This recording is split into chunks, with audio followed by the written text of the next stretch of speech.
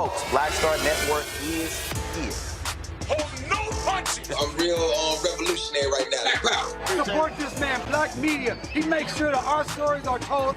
Thank you for being the voice of Black America, Roland. Stay black. I love y'all. All momentum we have now, we have to keep this going. The video looks phenomenal. See, there's a difference between Black Star Network and Black-owned media and something like CNN. You can't be Black-owned media and be scared. It's time to be smart.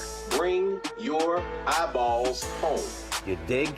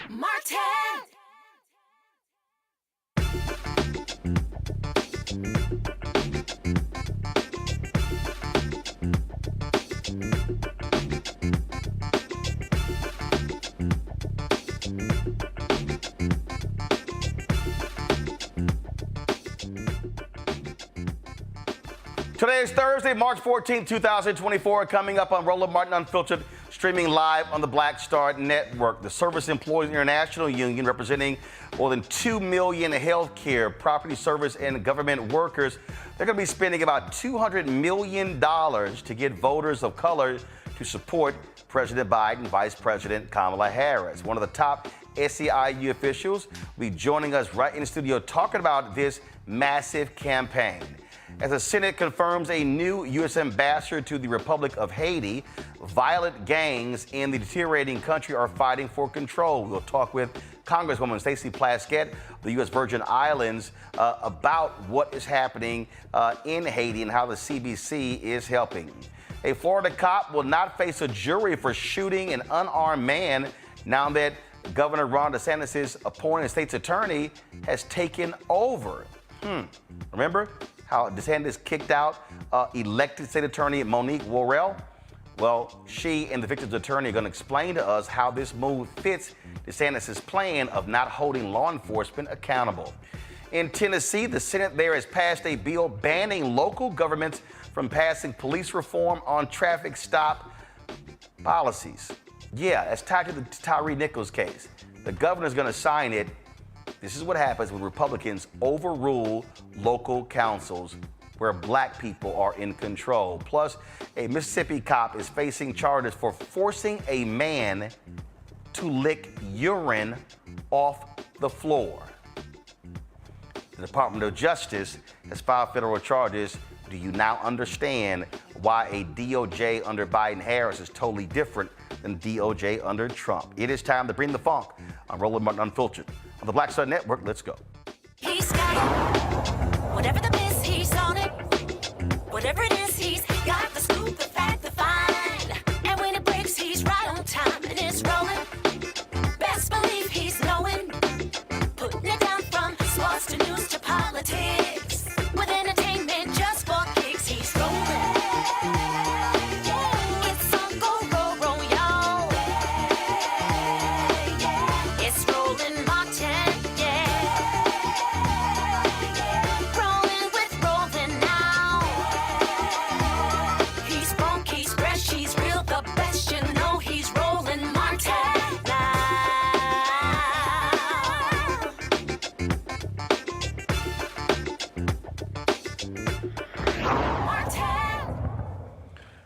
folks, a huge election this year, not just on the federal level, but also your gubernatorial races, your state senate, your state rep, congressional races.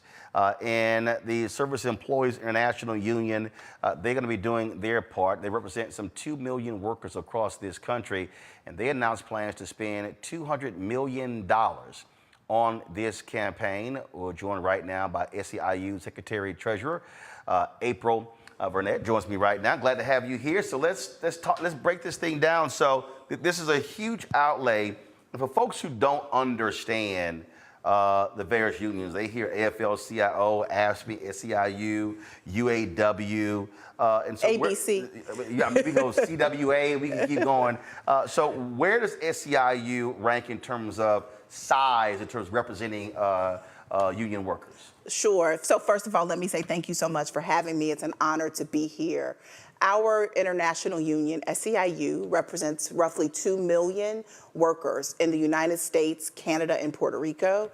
In this country, we are second only to the NEA that represents about 3 million education workers in the country. So you're the second largest union? The second largest union. And what type of workers? Our workers are predominantly, I think it's first to note, women and people of color. Our members work in healthcare, in hospitals, in nursing homes, home care workers, as well as folks who work in clinics, so across the healthcare spectrum. So when we were going through COVID, y'all were representing those frontline workers? Absolutely. And in addition to healthcare workers, we represent a gamut of folks who work in the public sector at the state, the county, municipal levels, as well as in what was previously public work that is now publicly funded, but operated privately. So group homes, social service agencies. And then we also represent folks in the service sector, property service workers as we call them, cleaners, security officers, folks who work in the nation's airports. And so let's talk about this campaign. What is it going to involve? What is it going to entail? Our campaign that we've really started to kick off a year ago is aimed at targeting 6 million. We call them high opportunity, others call them low propensity voters, primarily voters of color in key battleground states across the country. And we know that when we talk to voters of color, young voters, immigrant voters, we can change the game. And these are the voters that the Biden-Harris ticket, as well as other down-ballot Democrats, have to turn out in record numbers if they're going to win in November. And when you say talk to them, we've said this numerous times. Numerous times we've said this, that part of the issue is that and Terrence Woodbury's research shows it, Cornell Belcher's polls show it, and these focus groups, that these voters, one, don't know what's been done, but then once informed what's been done, then they have a completely different view of the candidates. That's right. And it's I believe these voters need to be talked to by folks they trust and that can speak to them in ways that they understand. Culturally competent. Right? How are we sending folks out canvassing who look like them, who are from their communities, who do the same work that they do? It's not just a commercial, it's not just a posting on social media. It's me looking you in your eye and saying, I come from where you come from, and we are in this, and we're gonna do this together. But also what I say is connecting the dots. Yes. So perfect example, and I've said this to the Biden-Harris campaign. You could spend millions of dollars if you want running 30-second, 60-second ads. But the reality is you actually have to walk people through and explain this policy, Build Back Better, the infrastructure bill, how these things have made an impact, which means, and what I've said on this show, what I've said to them, I said how I see it. I said me personally, I said January to August should be what I call an education enlightenment campaign where you're hosting conversations nationwide. You're in these various places. You're talking to community groups and literally saying, no, what are your questions? And then this is what has been done. And giving folks that sort of data, you don't get that in campaign commercials. It has to be this vigorous, education engagement process. That is continuous. Right. That doesn't just exist from Labor Day to Election Day. Like you said, it starts in January. We've already talked to 900,000 voters since the end of last year because we knew we had to start early with that education. We've had roundtables, we've done focus groups, and here's the deal. We've laid out, this is what the Biden administration has done. And voters have looked at us and said, no, they didn't. We don't believe you. That didn't happen. Because they didn't hear it. Because they didn't hear it. And they don't feel how it has impacted their lives. So we have to not only educate them, but help them connect the dots, as you just said, right, on how it has real impact on how they live. Absolutely. And so your target, you said 6 to 9 million? 6 million voters. 6 million voters. Mm-hmm. And have you identified where, what states? So we are in the battleground states where you would expect us to be. Michigan, Wisconsin, Pennsylvania.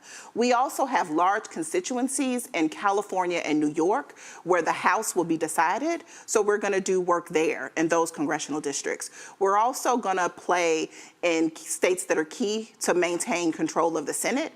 Ohio, Montana. Right. We're also going to do work in Georgia, North Carolina, because we believe we can't leave the South behind. Because also, and again, because when you're talking about, and again, this is what, again, trying to get people to understand. Yeah. First of all, if you don't focus on Tester in Montana, yes, Brown in Ohio, yes, the race in Nevada, yes, and the race in Arizona, yes, then you can't control the United States Senate. Mm-hmm. You've got the race in Texas. Some polling show all red is tied with Cruz. Cruz lost by won by 2.5 points. So then the question is, okay, how do you get folks out there? You got some 2.9 million eligible black voters in Texas. You got 75% of young voters 30 and under who didn't even vote in the 2022 midterms, and Beto O'Rourke was running for governor. And so there are pickup opportunities if time, energy, and money is invested in those places. That's exactly right. And we got time, we got energy, and we got a little bit of change. And so we are going to make sure we invest our resources in the places where we feel like we have the most impact, where we have a strong base of members, where we have strong ties with civil rights groups and civic participation groups that are on the ground with us. And we think that we are poised to help make a difference in this election. We did, and this was something, and it was interesting. I was on the phone earlier with Virginia House Speaker Don Scott, mm-hmm, and we were talking about what we did last fall. And so Don saw what I did in Georgia with Warnock. He said, hey, I want you to do that for us. So what they then did is they came to us and they said, hey, we want to advertise on your network, but we also want you to bring your show to Virginia. These are the 5 cities we're looking at. We're targeting African Americans, broadcast the show from there, create it sort of in a town hall sort of way. We had every candidate who was in those House races on, and most of them won. But what was interesting, there were people who were telling him, okay, why are you doing that? This makes no sense. He said, you don't understand. He said, you're focused on 75 or 80 or 100 who showed up at the town hall. Mm-hmm. He said, but thousands saw the video, mm-hmm, and they saw the clips. And so he was trying to explain to them, you have to campaign differently. Yeah. He said, if you run a campaign and you're just dumping all of your money on television, he said, that ain't gonna do it. How do you reach voters in a totally different way? And they got so much feedback from people who said, hey, I was at work, I couldn't get off to Tenn, but I watched it online. Mm-hmm. I saw the restream, I saw the clips later. And that's sort of the thing that we're trying to explain to a lot of these campaigns and a lot of these consultants who are so locked on television. And I keep saying, you got a totally different world now with voters than you did 10, 20 years ago. Mm-hmm. And COVID changed a lot of that as yes, well, how we are now engaging. And so it's not just about, getting somebody on MSNBC, ABC, CNN. No, you've got influential podcasts and other digital platforms, yeah, that are reaching people. Look, the reality is that part of the reasons election costs so much is because there are people making money hand over fist Right? Trying to tell candidates, this is what you got to do to get somebody's vote. And so much money is made by consultants and folks who produce television commercials and mail pieces. And I'm not mad at them, right? You know, get your bag. But we also, as you just talked about, have to go where voters are. So we will see our money spent making sure we can talk to people on the doors, we can reach them on the telephones, and yes, we can reach them through their social media platforms. We can reach them through the places where they go to receive their news. And we want to make sure we leave something behind. Like, this isn't just about mobilizing voters. This is about mobilizing and creating power in our communities that live beyond elections, because we also have to be full participants in our democracy, not just as voters, but as citizens who demand more from their government. And that happens right after the election. Hold on one second, folks. We'll go to the break. We come back. My panel has some questions as well, so we'll do that. And we come right back on Roland Martin Unfiltered on the Black Star Network. Back in a moment. I need you to scream for your new beginning. 5, 4, 3, 2.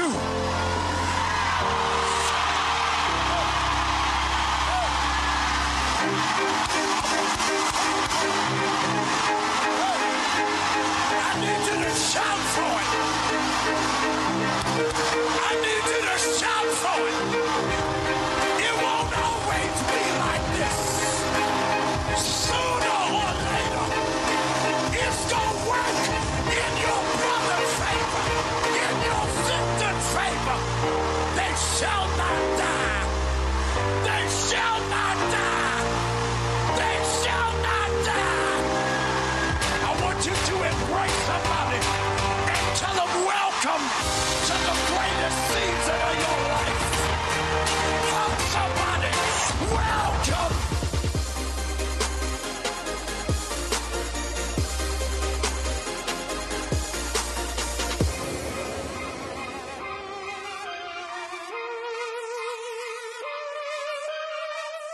I'm Dee Barnes, and next on the frequency, Beyonce has always been country.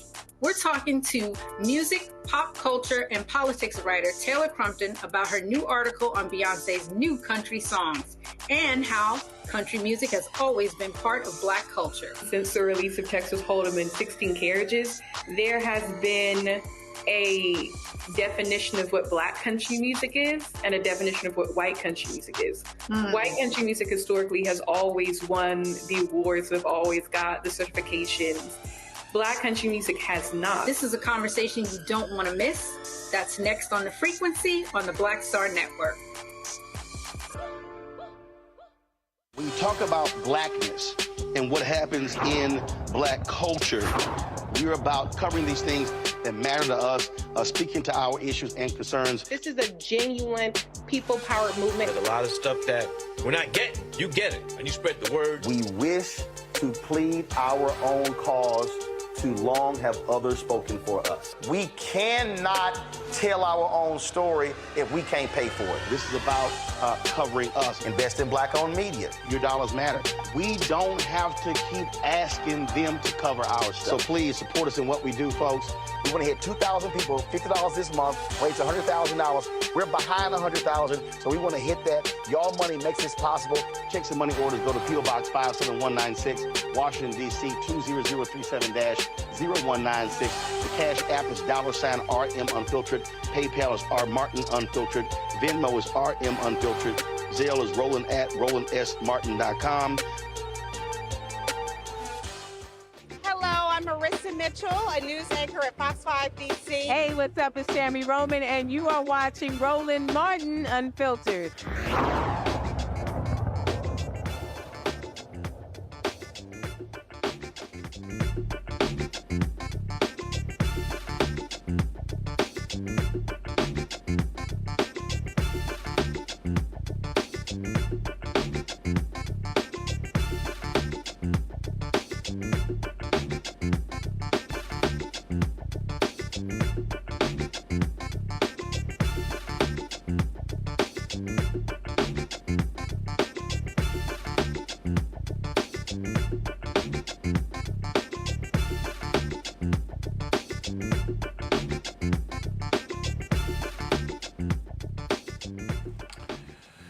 right, folks, welcome back to Roland Martin Unfiltered on the Black Star Networks. Now, okay, so a lot of y'all are on YouTube, so let me explain to y'all what's going on. So we have no idea what's happening with the audio on YouTube, no idea why it is distorted. It's not us.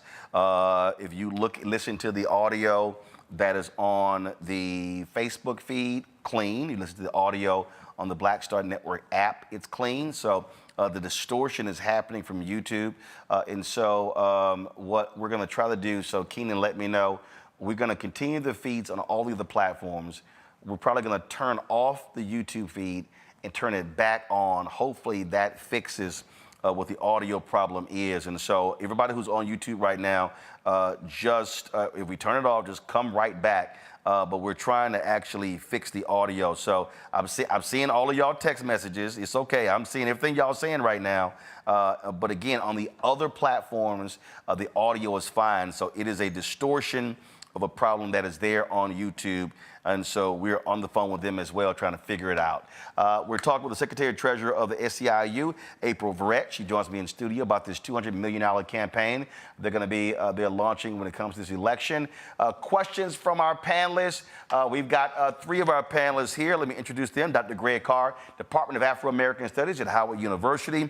Rebecca Carruthers, Vice President, Fair Election Center out of Washington, D.C. Gavin Reynolds, contributor with The Root and former speechwriter to Vice President Kamala Harris, New Haven, Connecticut. Rebecca, your question first for April. Hey, April, it's good to see you. I was on Capitol Hill all day with the Black Women's Roundtable. I was with activists from all across the country, and especially the battleground states that you just mentioned. Now, I am excited to see that SEIU is going to spend $200 million. How much of that money is going to go to Black-led organizations or organizations that are doing specific work and are boots on the ground? Or is the majority of this ad buy going to direct mail into like some of the traditional campaign vendors? So thanks for the question, and shout out to my girl Melanie Campbell at the Black Women's Roundtable. The majority of our $200 million spend is going to be on direct voter contact. It's going to be on doors. It's going to be on phones. And there will be some that's put on in traditional advertising as well as social media and other ways to reach voters. And it's going to be spread out as we feel like we need to, state dependent, on different communities of color and different workers. So it's going to be in the Black community, in the Latino, in the API, and other immigrant and communities of color, as well as reaching low propensity white working class voters. But we feel like that our lane, our right of way in this cycle is reaching out to low propensity voters of color and young voters. So that is where we're going to spend our money. And we also spend it on the ground with indigenous folks who have real sway in our community. So we work with the Black Women's Roundtable, with the NAACP, with other groups who have real history with reaching out and talking to voters, both traditional groups and newer groups. And so we're really proud of our record and how we've engaged voters in the past, and know that our members are trusted voices, and they will be out talking to their neighbors and their families and their friends. All right, then. Gavin. Roland, thank you, and thank you as always for providing this space for us to discuss these critical issues together. April, thank you so much. This work that you're describing is incredible. It's the work of democracy, and of course it continues the long-standing traditions of unions being on the forefront of building political power, especially for Black and brown workers. And as a proud son of Georgia, I especially loved what you said, which is that we cannot leave the South behind. My question for you, though, through your conversations with voters on the ground so far in these battleground states, are there any specific takeaways that you've gleaned from these conversations that you believe could be helpful for the Biden-Harris campaign from a strategic standpoint as they seek to build on this work, in engaging some of those same voters you've been talking to? Absolutely, Gavin. Thanks for the question. Workers, voters want a hand up. They don't just want a handout. We have seen, particularly since the pandemic, more workers say they are fed up with the status quo. We see numbers of folks talking about unions in the high 70s, right? 50% of folks polled say they want to be in a union themselves. And so we are leaning into this unprecedented moment of worker power and saying the key to this election is about how are we empowering people, particularly people of color, who today don't necessarily have an easy path to forming a union. That saying they can too build power, they can form their organizations, and they need to elect folks like President Biden and Kamala Harris that have stood with unions, that have stood with workers. Look at their record, it's clear. And we believe that that is a winning strategy that they must lean into. Greg Carr. Thank you, Roland, and thank you, Sister Verrett. And I'm glad that that we just heard from Gavin about Georgia, in particular bringing up Georgia, given what you all did with Ossoff and Warnock there, with 10 million doors knocked on, just doors, not even calls and texts. I want to ask you about coordination with other groups. The New York Times is reporting that Vote Vets has said they're going to spend $45 million in this election cycle. Future Forward is pledging $250 million in advertising, and Move On has said $32 million. How do you coordinate? How does SEIU coordinate with other groups that are going to be involved in this, maybe even non-union groups like the three I just mentioned, to try to make sure that everything is effective as you all target specific kind of jobs and roles in getting this work done? Yeah, you name a table, we want to be at it, right? Of course, we will work with our labor partners. We have a long history of working with public sector unions like AFSCME, the NEA, AFT, other AFL-affiliated unions in the private sector. So, you know, building power and working with unions is important, but we don't stop there.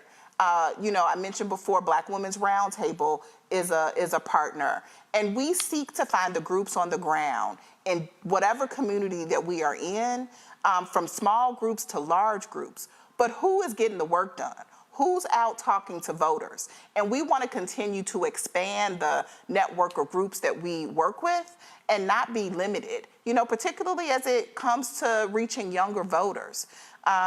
Influencers are terribly important in the social media space. So we don't just consider ourselves a strictly workers, mobilization effort. We are a voter mobilization effort. So if there's groups who speak to our values, who share our vision for building worker power, that's who we want to work with. Any additional questions for the panel? Sure. I have another question. I saw a poll that just came out in Michigan, and it showed that with young people ages 18 to 34, only 28% are enthusiastic about Joe Biden, 62% are upset with him, showing, 28-62 with favorability, unfavorability.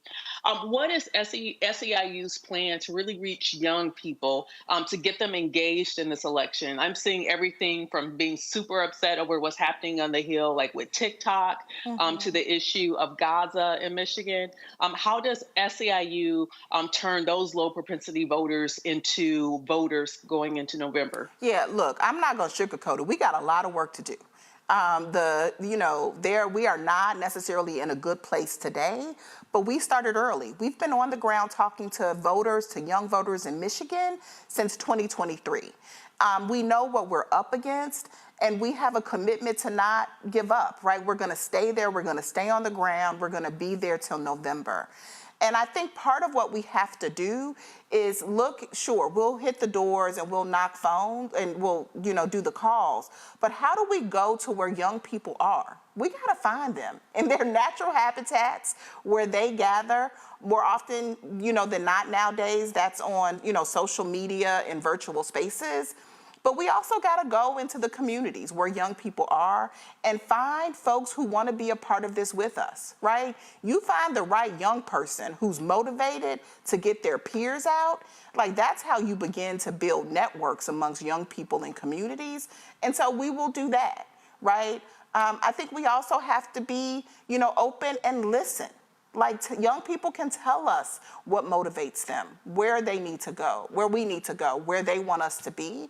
And so we'll do that. I don't pretend to have all the answers. What I pretend to have is a little bit of money that I'm willing to put behind the work and work with people who know more than I know to figure it out. All right, then. So we certainly appreciate it. And I'm also reading, so your head of the SEIU is stepping down in May. You're running for president? I will be standing to be the next international president of our union at our convention in May. All right, so they vote the convention in May? Yes, sir. And where's it going to be held?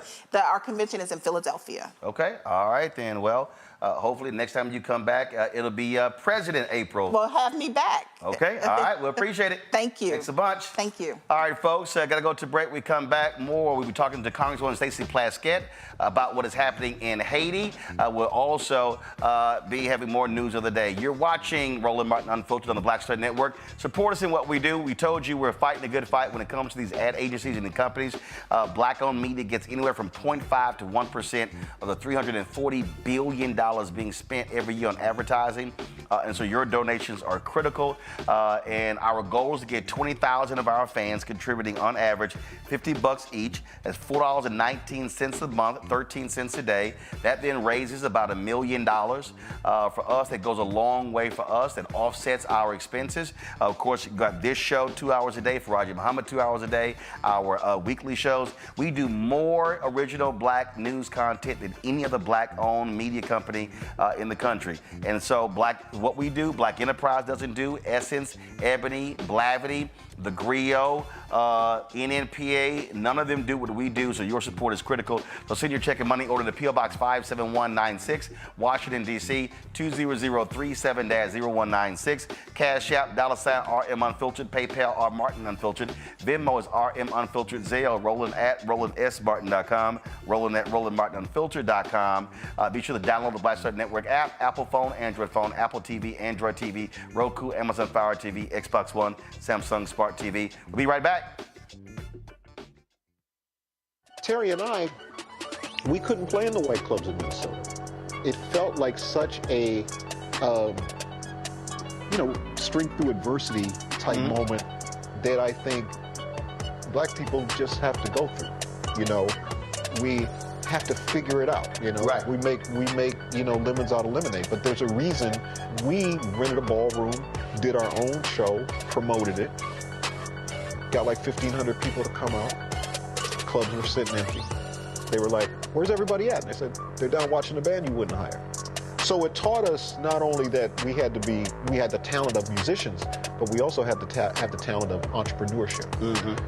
It wasn't like a seat at the table. It's like, no, let's build the table. That's right. We got to build the table. And, that's right. And that was the thing. And of course, after that, we got all kinds of offers. Of course. Right, to come play in the clubs. But we didn't do it. We said, no, we're good. No, we're good. We're good. And that's what put us on a path of national.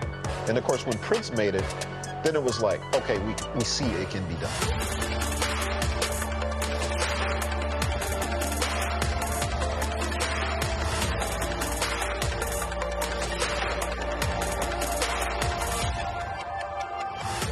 Hatred on the streets, a horrific scene, a white nationalist rally that descended into deadly violence. White people are losing their damn minds. As an angry pro-Trump mob storms the U.S. Capitol, we're about to see the rise of what I call white minority resistance. We have seen white folks in this country who simply cannot tolerate black folks voting. I think what we're seeing is the inevitable result of violent denial. This is part of American history. Every time that people of color have made progress, whether real or symbolic, there has been what Carol Anderson at Emory University calls white rage as a backlash. This is the rise of the Proud Boys and the Boogaloo Boys. America, there's going to be more of this. Here's all the Proud Boys, Dave. This country is getting increasingly racist in its behaviors and its attitudes because of the fear of white people. The fear that they're taking our jobs, they're taking our resources, they're taking our women. This is white fear.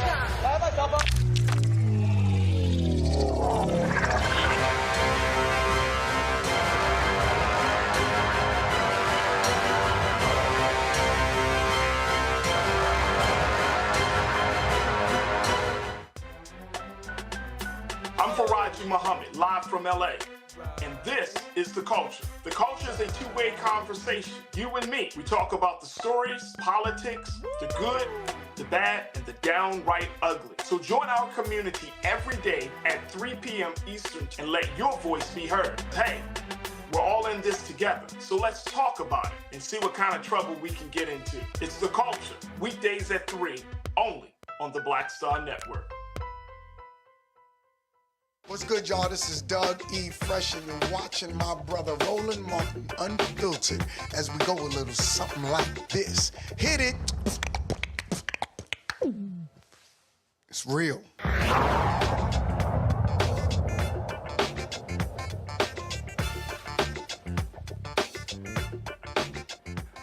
Haitian gang leaders are threatening political leaders. Violence has escalated days after Prime Minister Ariel Henry said he would step down once the council was in place.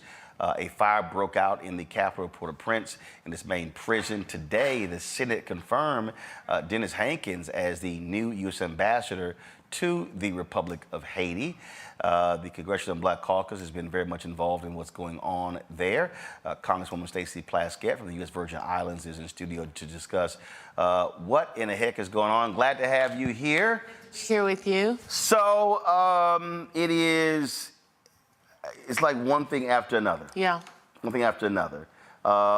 Yesterday we had Jacqueline Charles with the Miami Herald on, talk about what's happening there. Mm-hmm. They had the meeting where they're forming this presidential council, but there were like 7 or 9 different plans that came there. And so for folks who don't know, what is the CBC's involvement in what's taking place in Haiti?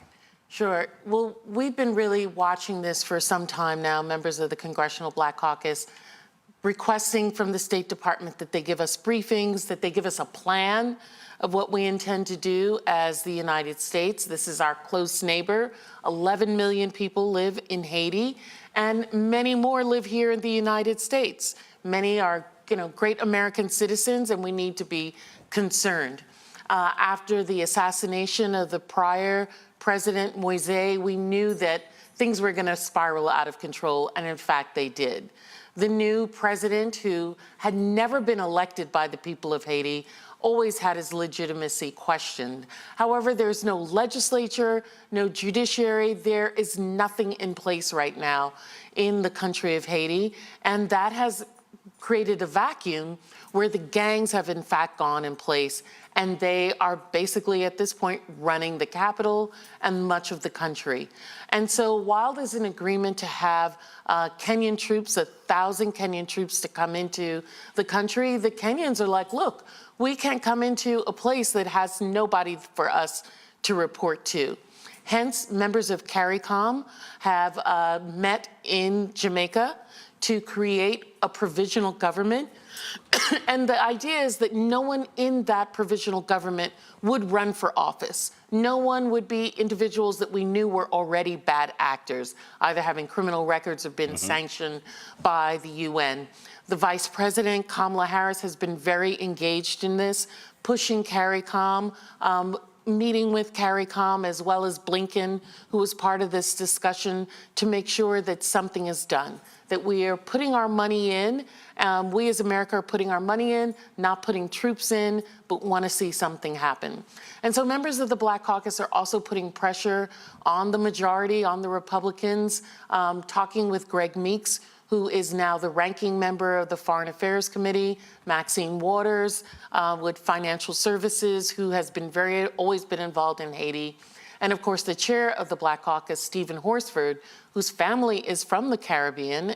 His mom is Trinidadian descent. We've all been talking and trying to push the Republicans to allow the release of the money. And speaking of that, Democrat leader Hakeem Jeffries, go to my iPad, sent this letter to Speaker Mike Johnson, specifically stating, as he said, the situation on the ground in Haiti has rapidly deteriorated. House Republicans have refused to deliver the resources necessary to carry out this mission. Now is the time to release the full $50 million in security support. So, yes. So that's being held up. That's being held up. So that requires the signature of McCall, who is the chair of Foreign Affairs, and Greg Meeks, who's the ranking member. Greg Meeks has been telling us, I've been asking him to release this funding. We need that over 40 million to get these Kenyan troops. Now, look, that's not the answer, right? Has he given a reason why he hasn't signed off on it? He has hemmed and hawed and not given a reason.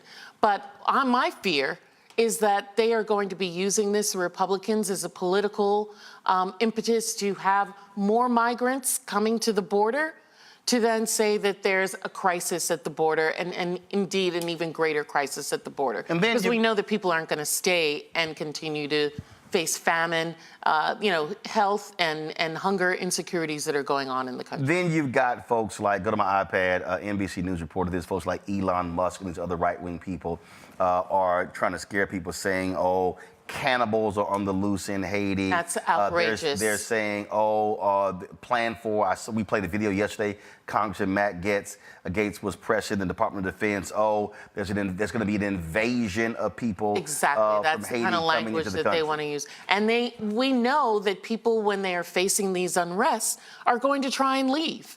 And Haiti is, in fact, very close to Florida, and people will do whatever they can for themselves and their families to be safe. One of those is making that treacherous journey to the United States to try and find safety. Why don't they then instead release the money so that we can provide the support to the Kenyans who want to come, want to be a part?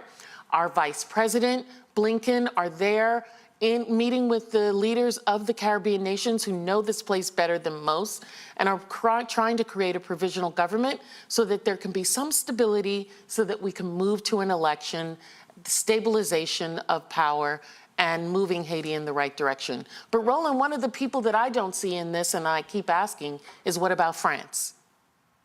While this is part of the United States problem, they're our close neighbor.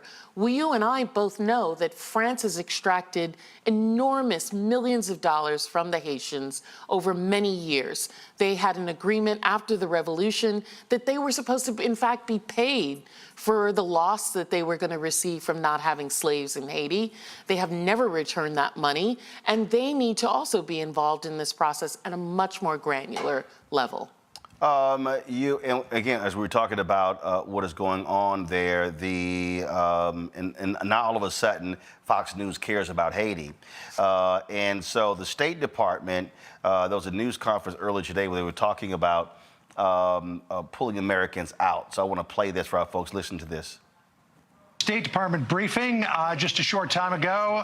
Our Jillian Turner questioning Matt Miller about whether there are any plans to evacuate Americans who are currently in Haiti and want to get out. Listen to this exchange. No, we are not planning for any. We are not actively planning for any evacuation. And I would remind you and others that Haiti has been a level 4 country with respect to our travel advisors since 2020.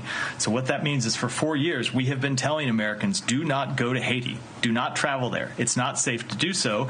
And for those who are there, leave as soon as you can feasibly do so without putting yourself at risk. So you don't anticipate, or put it this way. So, again, I just want people to understand what's going on. If Fox News all of a sudden cares about a black country, we know exactly what exactly what their goal is. Sure. And so him answering that question, because I saw the White House, Simon Atiba posed, Biden is stranding Americans there. That is not the case. That is not the case. There have been numerous warnings about if you go there, you're going on. You're on your own. You're on your own. You're making that decision. Sure. Even members of Congress, we have been begging to be able to go to Haiti. Greg Meeks, again, Congressman Meeks of New York, tried to go there, was on the ground for an hour, several hours before he had to be evacuated because the gangs were, in fact, found out that he was there and were coming towards where he was. So Americans, there are only essential workers that the State Department has there on the ground. We know that we need to keep channels for humanitarian aid there, but to say that Americans are stuck with cannibal Haitian black folk, that is not the case. And if the Republicans would, again, release the money, let the money go so that the Haitians can do what they need to do to stabilize their own government. Many of them, civic society, former government, business people want to do what's right by their own country to bring it to peace and bring it to prosperity. And we're standing at right on the precipice to be able to help or to harm them. And the thing that we're dealing with here is that you don't know who to put your faith behind. Sure, yeah. I mean, it is so. I mean, when you saw this, I mean, they've implicated the widow of the president who was assassinated, his head of security. And so now you're sitting here like, okay, well, you know, who do you talk to? Who do you trust? The point about Kenya officials, we don't know who to report to. Exactly. I mean, so then I played yesterday, one of the gang leaders, Barbecue, said, hey, Haitian leaders will be determined by Haiti. Okay, well then, who? Who is going to be even given the runway to try to repair the country? Sure. There have been large discussions between civil society here in the United States, as well as those that are still in Haiti, the Montana Group, other organizations that have come together to try and come up with this plan for actors or, you know, groups from, as you said, 7 different voting members, 2 observers of various groups to be able to work together to create this provisional transitional government. The other Caribbean leaders are as well engaged in this. But listen, you know, now former President Henry was appointed by the president who was assassinated days before his assassination. And now there's even stories that president that is now stepped down, Henry, made phone calls to some of the masterminds of the assassination. Whether that was happenstance, that, you know, 6 degrees of separation, everybody knows each other, or he was involved, who can say? We're going to do this. We're going to go to a quick break. We're going to come back. Our panel has questions for Congresswoman Plaskett about what's happening in Haiti. Folks, one of the reasons why you got to support what we do, here's the whole deal. The mainstream media always talk about what's happening in Ukraine and other countries. You do not hear discussions about Haiti or Congo. And if you do, it's going to be coming from an absolutely place of evil. That's what Fox News is all about. And so we're having real conversations, trying to get you real information. You're watching Roland Martin Unfiltered on the Black Star Network. On the next Get Wealthy with me, Deborah Owens, America's Wealth Coach, less than 5% of the top executive positions in corporate America are held by women of color. We know it's not because of talent. A recent study says that it's microaggressions, unconscious bias, and limited opportunities being offered to women of color. On our next show, we're going to get incredible advice from Francine Parham, who's recently written a book sharing exactly what you need to do to make it up into the management ranks and get the earnings that you deserve. I made a point to sit down and I made a point to talk to people. And I made a point to be very purposeful and thought-provoking when I spoke to them. That's right here on Get Wealthy, only on Black Star Network. What's up, everybody? It's your girl, Latasha from the A. And you're watching Roland Martin Unfiltered.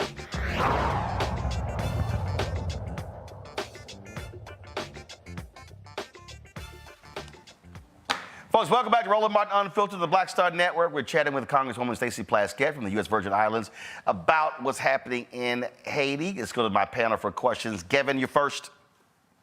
All right, thank you, Roland, and thank you, Congresswoman, for joining us to shed some light on the tragic situation in Haiti. I think it's particularly tragic and troubling to see this playing out in, our nation, in our world's first free Black republic, that was born out of the first successful Black slave revolt. It's interesting to hear you talk about, some of the paths to peace and prosperity in the short term. But I'm curious, can you share some of your, insights with us as to how we can prevent a situation like this, or perhaps how the leaders of Haiti can prevent a situation like this from ever happening again?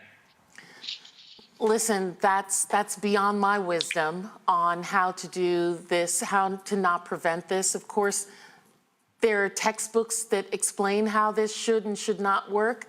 And I think the history of Haiti is one of such division throughout from its revolution to its independence, that we've got to peel so many layers back in terms of the real systemic attempt to ensure that Haiti never prospered in the first place, that is causing it to be where it is now.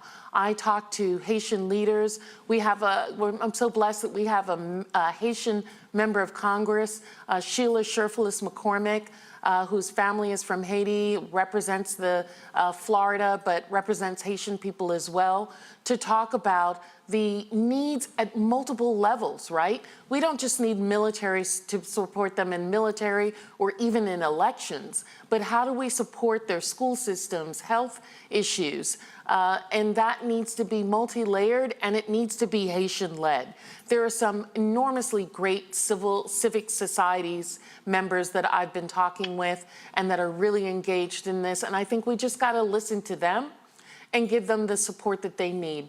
They've come together in an incredible fashion. You know, it's hard for Black folks to sit down and agree on anything.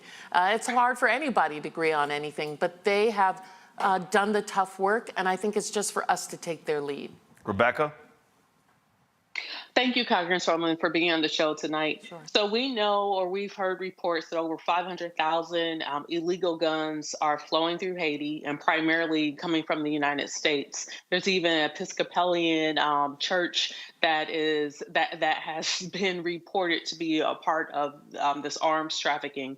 We also know since the earthquake in 2010, billions and billions of dollars was raised for Haiti, and many of those dollars did not actually flow to the ground.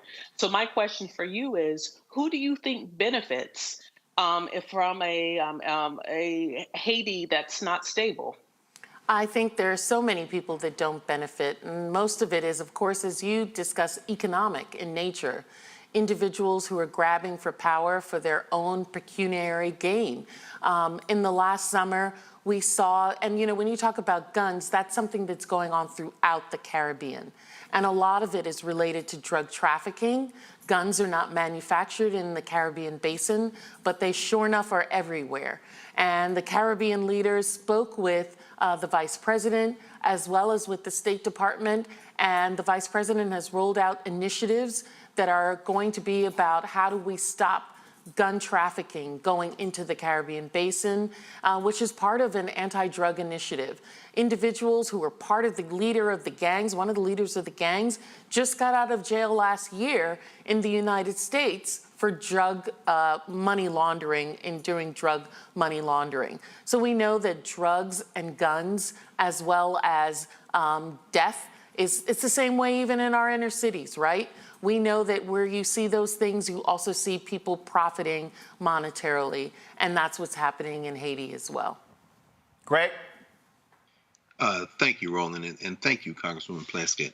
I also want to note that this is a very difficult thing, I'm sure, for members of the CBC, particularly since Joe Biden deported a bunch of Haitians early on in his administration. My question is related to Rebecca's, and really, how does the Congressional Black Caucus see its role, particularly in this difficult election season, in pushing the Biden administration around this issue of making sure this isn't a continuance of American foreign interference in Haiti as opposed to international support? The Mexican Secretary of Foreign Affairs was in Jamaica, as you say, as they're trying to put together this meeting and work with Haiti, and she said, you know, we got to ensure that all actors at the table. We know, as you've mentioned, Jimmy Chirizier, that they call barbecue.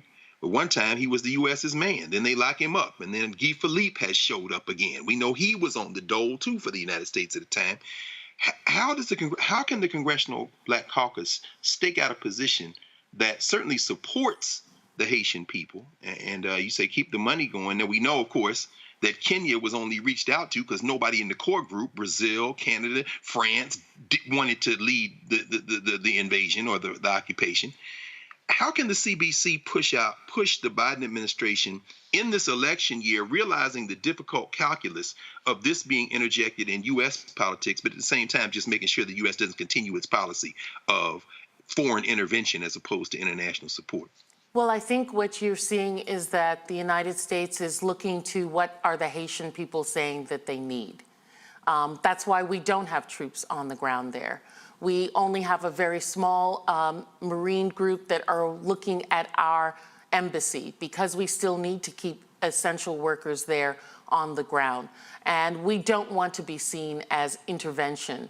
And when you talk about people that the United States have supported that have turned out to be bad actors, these were people that Haitians supported that turned out to be bad actors. These are people that other Caribbean leaders said were going to be good actors. So I don't want it to appear that, you know, the United States are the only ones that are funneling support into people who turn out to not be correct. But I think as the Black Caucus, what we have been doing is constantly pushing the State Department in terms of what is your policy and what are we hearing from our constituency that tells us that your policy may not be correct.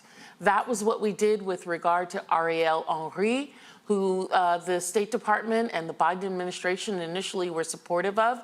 And then many of our members in New York and Florida, in Massachusetts, other places were saying, hey, our constituents, our Haitian constituents are telling us this is not the man and that you need to back up from that. You know that Daniel Foote was a special envoy for a while.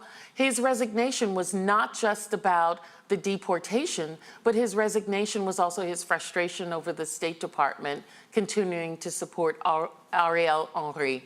And so we, as the Black Caucus, are trying to listen to the voices of Black America and its diaspora, which includes Haitians, Caribbean people, others who are hearing from their friends and family back home as to what is working and what's not working, and trying to keep everybody honest brokers in this. But I have to say that at this time, you know, America is, for the longest, Canada was saying that they were going to come in, they were going to support, they have the language skills, and then they decided, no, we've got cold feet, we don't want to be involved in this. And so who do you bring in to support and bring order when you do not have police officers? Police officers in Haiti had not been paid in almost a year. Many of them then turned to be gang members or leaders of gangs. We don't have a parliament. We don't have a ministry of justice there. There are not elected leaders. And so we are looking, in fact, to civil society to be the ones telling us where is the right place and how do we move forward. All right, then. Congresswoman Plaskett, always a pleasure to have you. Appreciate Thank you. it. Thanks so much. All right, folks. We'll be right back right here on Roland Martin Unfiltered on the Black Star Network. Talking about the case out of Mississippi where a cop has been accused of forcing an inmate to lick urine off the floor. That's Mississippi in 2024. Back in a moment.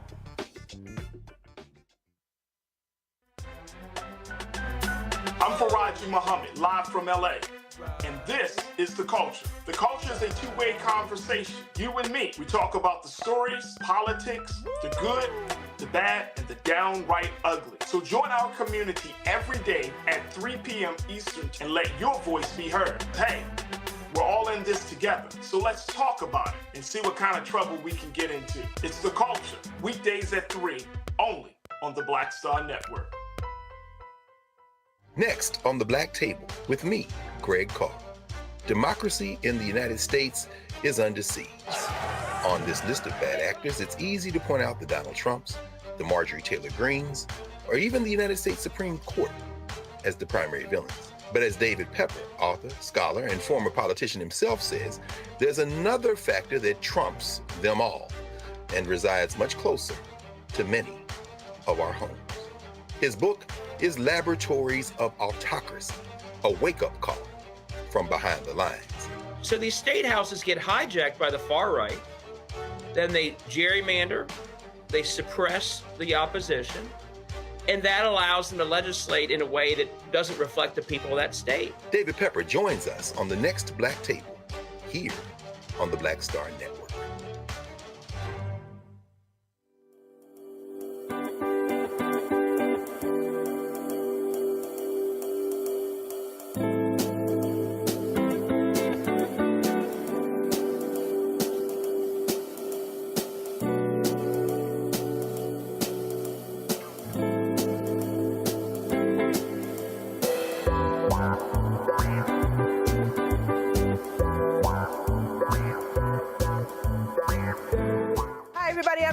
Hey, I'm Donnie Simpson. Yo, it's your man Dion Cole from Blackish, and you watch Roland Martin, Unfiltered.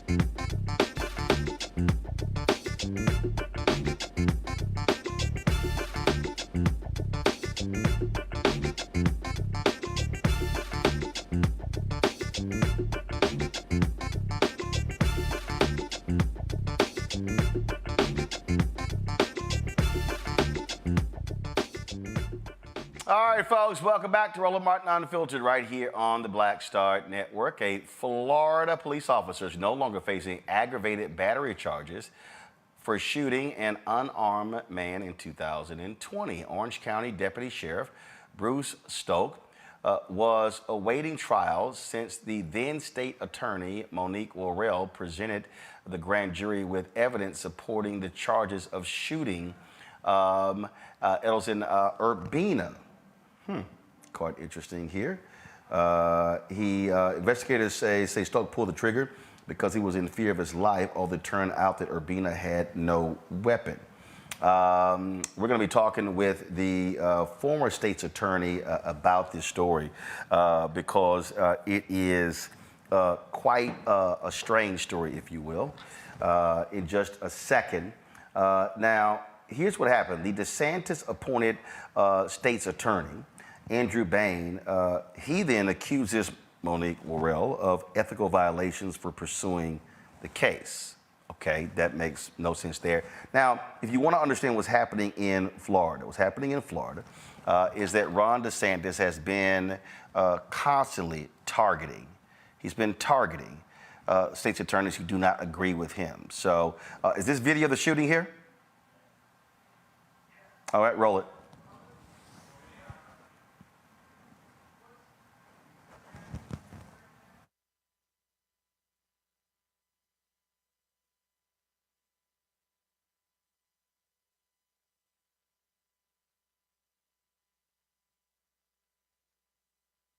No sound on this, just keep rolling in. So, again, folks, now here we go. Stop, stop, stop! Stop running! Stop running! Stop running!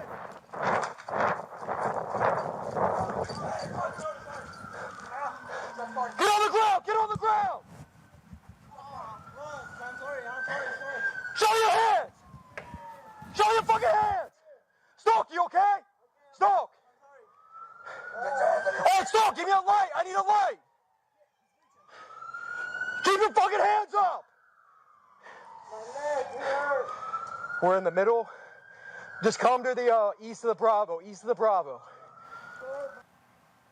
Now, again, Urbina was shot in the leg as he ran away from a traffic stop.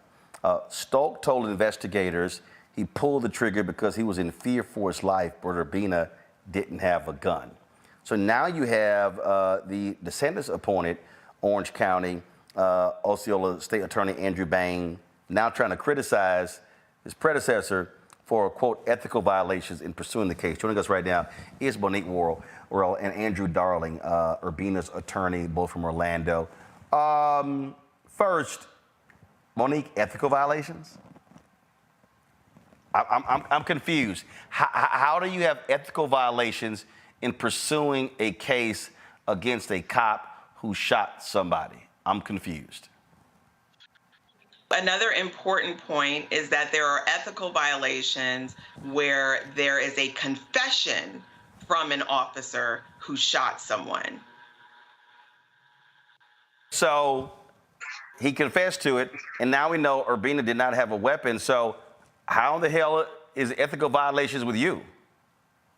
Because this is political. It's not about truth. It's not about justice. The reality is, in a transition of power,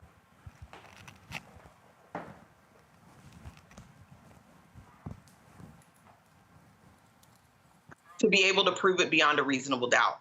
And that's something that's perfectly reasonable, and it's something that, happens. But because this is political, because this is about taking me out, assassinating my character, and making the voters of Orange and Osceola County lose faith in me, what they decided to do instead was write a 30-page report telling everyone that the reason they can't go forward on this case is because I was unethical to bring these charges to begin with. What they're telling people is, don't believe your lying ears.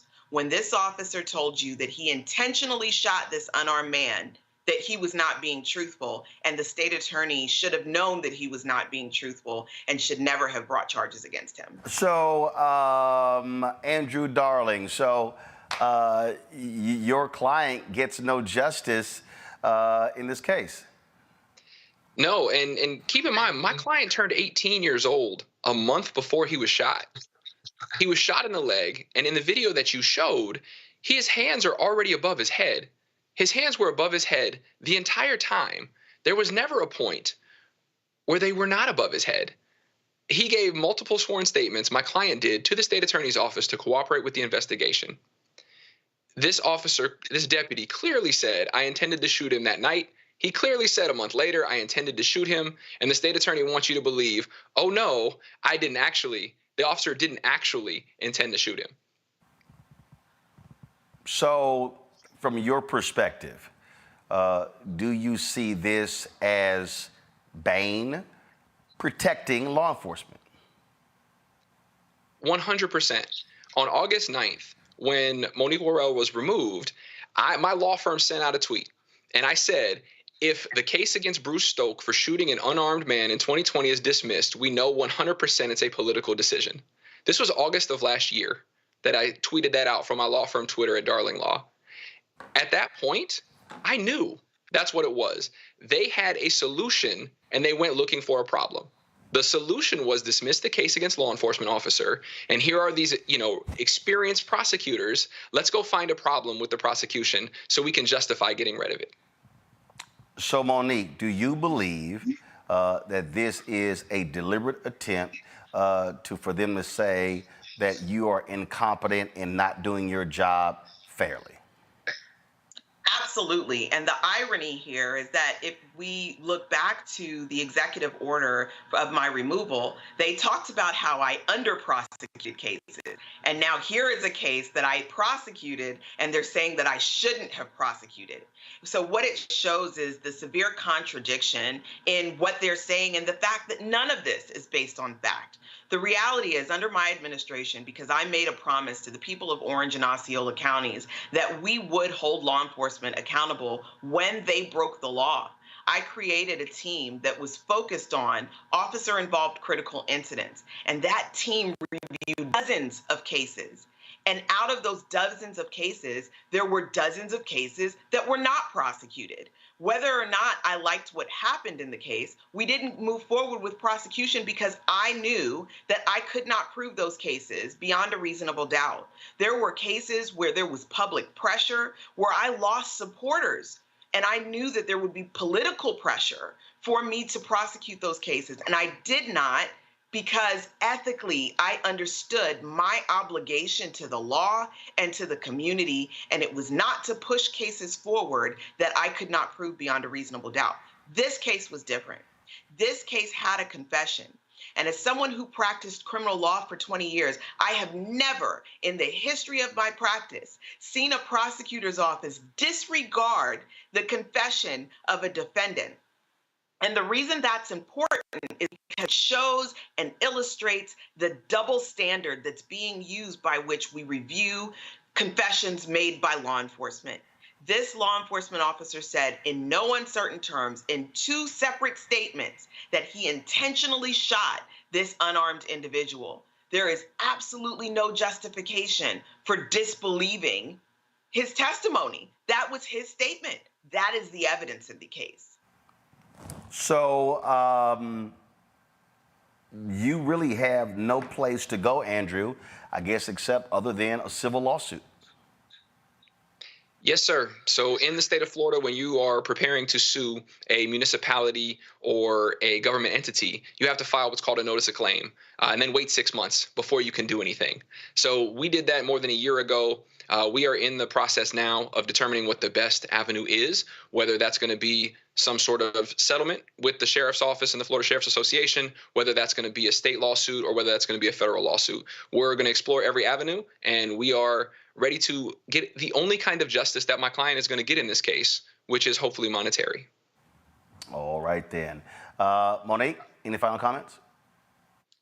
You know, Roland, we're seeing this type of thing happen all across the country, where people who want to bring community justice by holding law enforcement officers accountable are being vilified and removed to show us that law enforcement is above the law. And this is a serious issue. It's something that the community needs to pay attention to, and their elected officials and the people who are in the seat, because in order for us to bring trust in the legal process from the community, we're going to have to show that law enforcement does not control the decisions of state attorneys' offices, and that state attorneys' offices and district attorneys' offices can act independently of pressure from law enforcement. All right, then. We appreciate both of you joining us. Thanks a lot. Thank you for your time. Having me.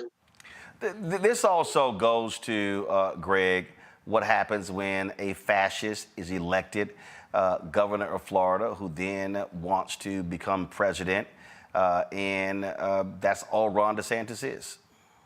Absolutely. A failed candidate, a failed politician, a punk who shouldn't be the governor of Florida. If Brother Andrew Gillum had not conceded so quickly, might not be the governor of Florida if they had kept counting votes. But we know the Supreme Court knows what to do in those situations. See Bush v. Gore, stop in, tell them stop counting the votes. But either way, this punk has failed, and he's back in Florida, and he's continuing his work. This hunter, we all saw the video. This is another one of those punk hunters with his manhood in his hands, emptying his clip at this innocent guy. I mean, you know, you heard the shouting, the screaming, the cursing. This is the hunting playbook. And what they're doing to Monique Worrell, as you framed it, Roland, this is their strategy in Florida. And it's not just Florida, of course, because these Klansmen meet, and they meet nationwide, and then they roll out their playbook at the state level. Take away local control. Switch out the prosecutors you don't like. Make an example of these Negroes. And in this case, these racists are after Monique Worrell. So yeah, there'll probably be a settlement. There'll be a check. But ultimately, their objective, which is to terrorize black people, will remain in place. And the next hunter will go unimpeded to shoot at us until, quite frankly, something happens that stops them. Gavin?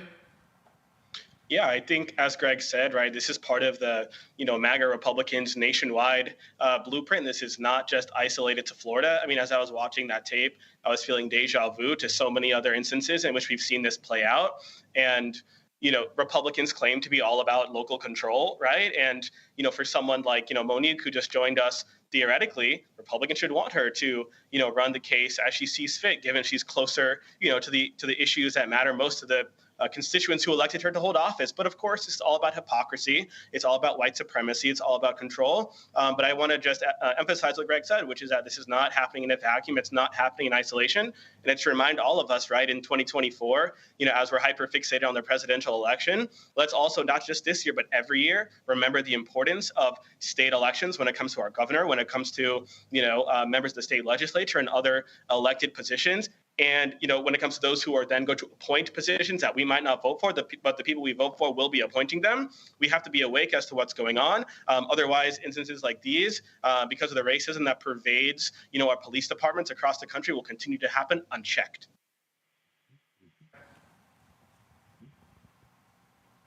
Rebecca?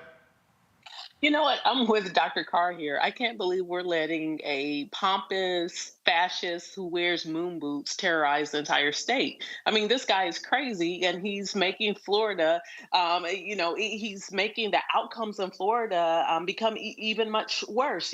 I think about my trans godchild in Florida, who's in high school now and having to deal with constant threats about their sexual identity and how they present themselves. It's literally terror that our young people in Florida and our communities of color and Black communities in Florida are undergoing because it is a awful governor. But you know what? I have a challenge here. So, being an organizer, here's my call to action.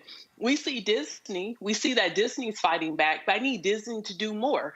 I need Disney to help reconfigure what that state house looks like in Florida. And they could do that by funding candidates who will not go along with the fascist regime that we currently see in Florida. So I need these corporations who are upset to actually do something about it and put their money behind candidates who are pro-democracy and not pro-fascism.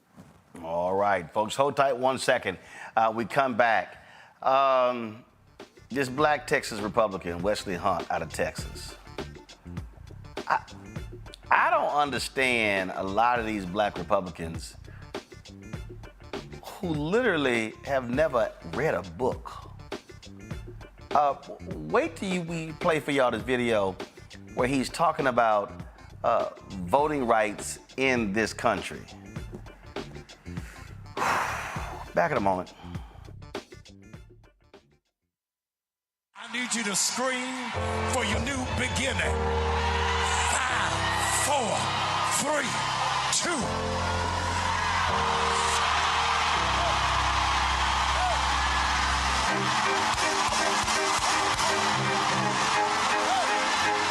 I need you to shout for it. I need you to shout for it. It won't always be like this. Sooner or later, it's gonna work in your brother's favor, in your sister's favor. They shall not die. They shall not die. They shall not die. I want you to embrace somebody and tell them welcome to the greatest season of your life. Hug somebody, welcome.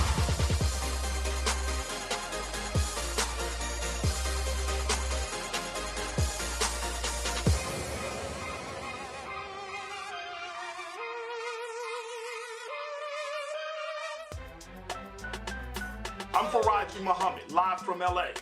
And this is The Culture. The Culture is a two-way conversation. You and me. We talk about the stories, politics, the good, the bad, and the downright ugly. So join our community every day at 3 p.m. Eastern and let your voice be heard. Hey, we're all in this together. So let's talk about it and see what kind of trouble we can get into. It's The Culture, weekdays at 3, only on the Black Star Network. What's up, y'all? This is Wendell Haskins, a.k.a. Win Hogan at the original T-Golf Classic. And you know I watch Roland Martin Unfiltered.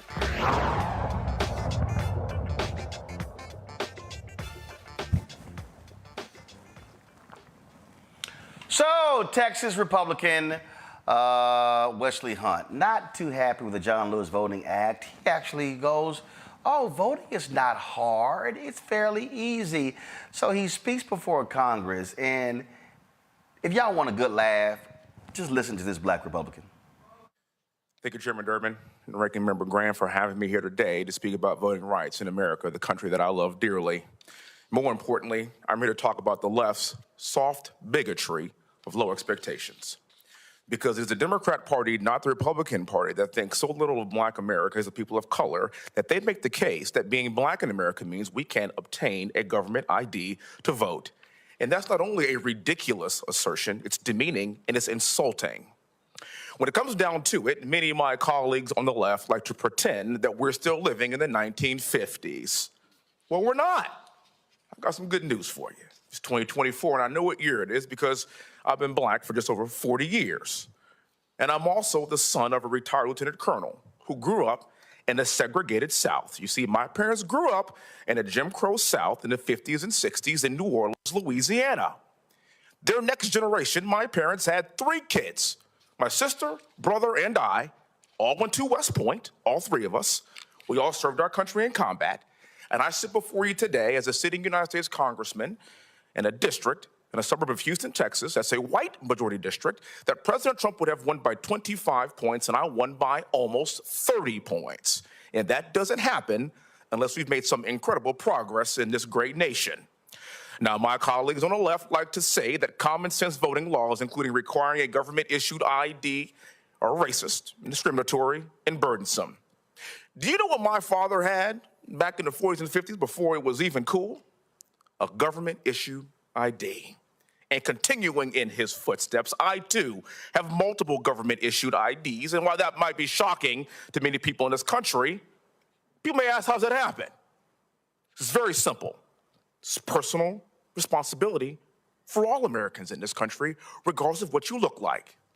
Sitting with me today is my global entry card, my military ID card, my Texas driver's license, my Texas license to carry, because that's how we roll in Texas, my congressional card, and of course, the good old-fashioned American passport.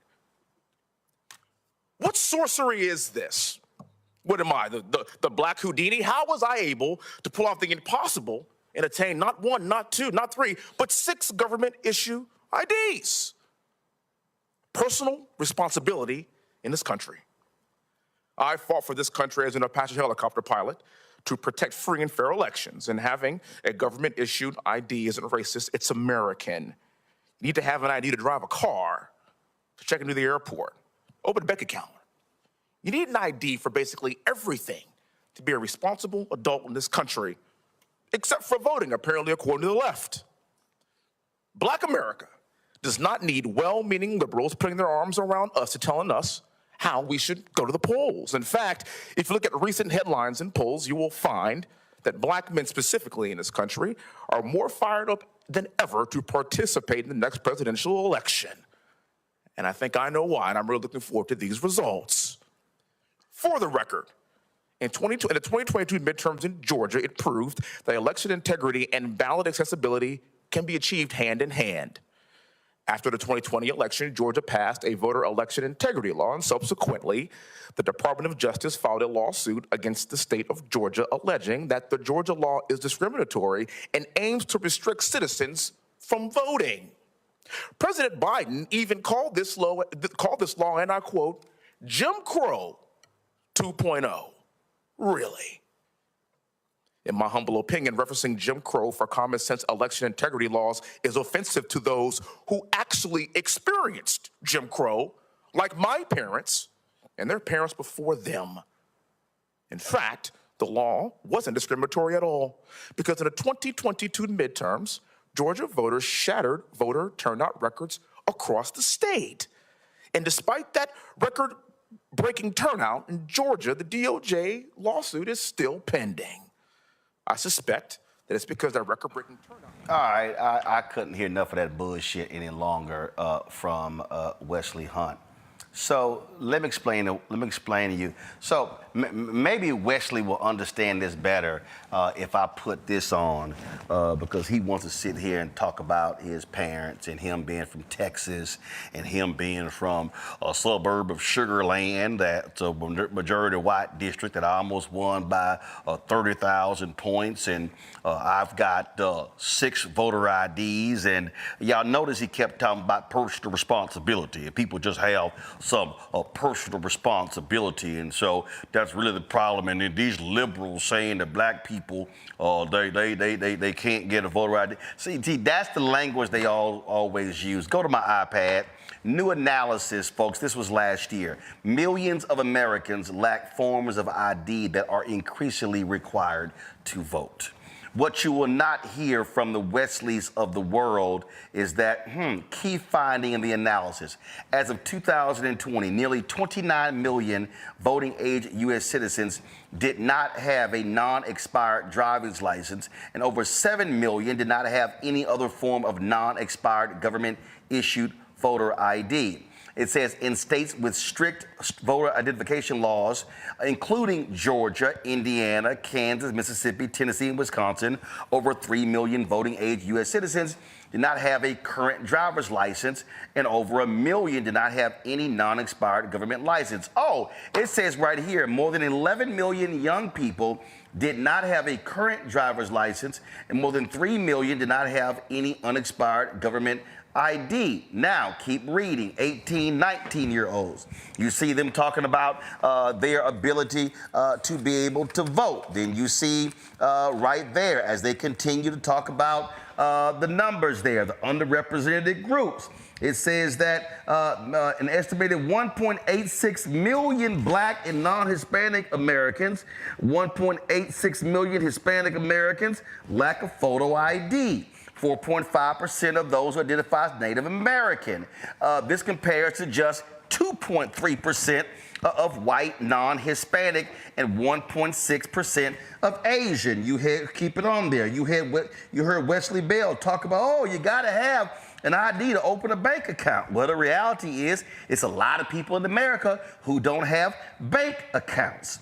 Then you see it says right here, the analysis found a strong relationship between income and lack of a driver's license, with adult Americans earning less than $30,000 lacking a driver's license at a rate about 5 times greater than the highest income category of 100,000 or more. So let me go ahead and put it to you like this.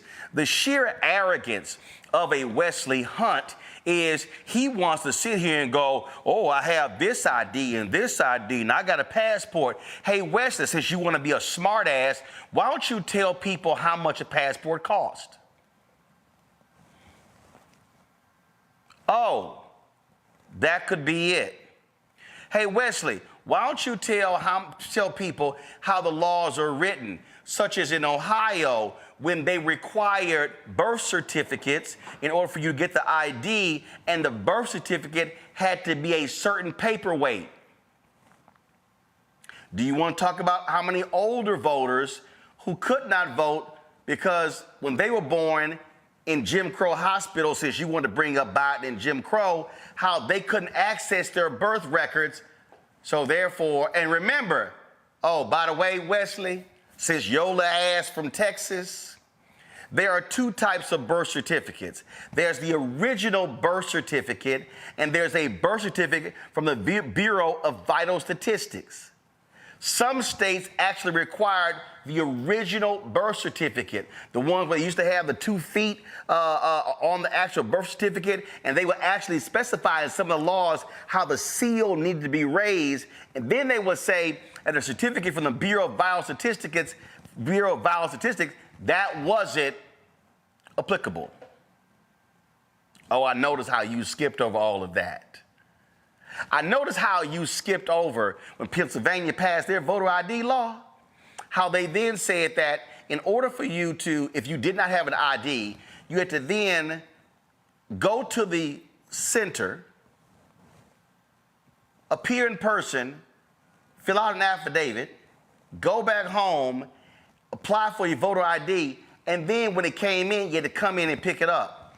Oh, Wesley, what about the people who have no car, who use public transportation? Now you're requiring them to spend money on transportation to go pick the ID up. For everybody who's watching, I just need y'all to understand, this is how these trifling Republicans want to pimp us, and then they use blackface to sit here and talk about my history and my parents, and who grew up in Jim Crow, and I did this here, and I served my country, and me and 3 of my siblings, we all went to West Point. Oh, we're just good old Americans. And the problem is you can't get no voter ID. It's because you don't have any personal responsibility. You just lazy. You can't get out there and spend the money to go get you a passport. Well, why in the hell do you need a passport if your ass can't afford to leave the country? See, the arrogance of people like Congressman Wesley Hunt is they don't want to accept the reality that everybody's not like the rest of us. I've had this conversation with some other black people. Roland, I don't understand what's the problem. I'm like, oh, so your college-educated ass, you are sitting here saying, well, I have this and I have that. Why can't they? Since I went ahead and brought up college educated. You saw Wesley Hunt sit there and pull out his right to carry card and oh, Wesley, did you also forget that in your state of Texas, in my home state, that if you are a student at Texas Southern University, you probably ain't never even walked on that campus, or at Texas A&M, or Texas Tech, or Sam Houston State, or North Texas, or any state institution, that's a state ID. Oh, I'm sorry, in Texas, you can't use your government state ID from your state college because your fellow Republicans banned them. Oh, but you can use your gun permit. You can use your gun ID, but you can't use your state ID. We know what the games are. And so you sat there for 6 minutes and said a whole bunch of nothing, and all you are down with are denying people the opportunity. And here's the other thing that's so crazy. I filled up my voter registration card many times, had it certified. They mailed it back to me. It used to be I could just come in with my voter registration card, had my name, had my address, had everything on it. They looked down, here it is, go vote. But no. And I also noticed, Wesley, You didn't bring up the more than 1,000 voting locations that were shut down after Shelby v. Holder. I noticed you didn't talk about how voting locations in Mississippi were being changed the night before the election, so on election day, folk didn't know where to vote. I noticed you ain't discussed any of those things in your little tirade about personal responsibility when it comes to getting your voter ID. And how the left, they out here saying that black people, we not smart enough to get us a voter ID. I noticed how you also didn't say nothing, how they changed the rules in the Dakotas that impacted Native Americans being able to vote on their reservation. Oh, I got it. You had 6 minutes of testimony and you didn't have enough time to cover all of those things. I understand. You were too busy giving us the history of your black family growing up in Jim Crow America. Rebecca?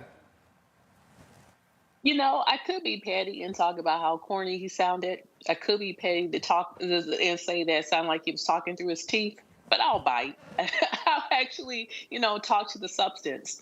The issue with people like Wesley is that he completely ignores the math. We all know ever since the Shelby decision, we know since 2013 that the racial turnout gap has steadily increased. And it's not because, black people are apathetic and don't want to vote. That's not it, because black folks are the most rational and informed voting bloc in this country. That's the first thing. But the reason why that gap has increased, the racial turnout gap has increased, is because the very jurisdictions, the very cities and towns that used to have to get pre-clearance from the Justice Department before they changed their local rules, and they had to do that because they were trying to keep black folks from being able to vote.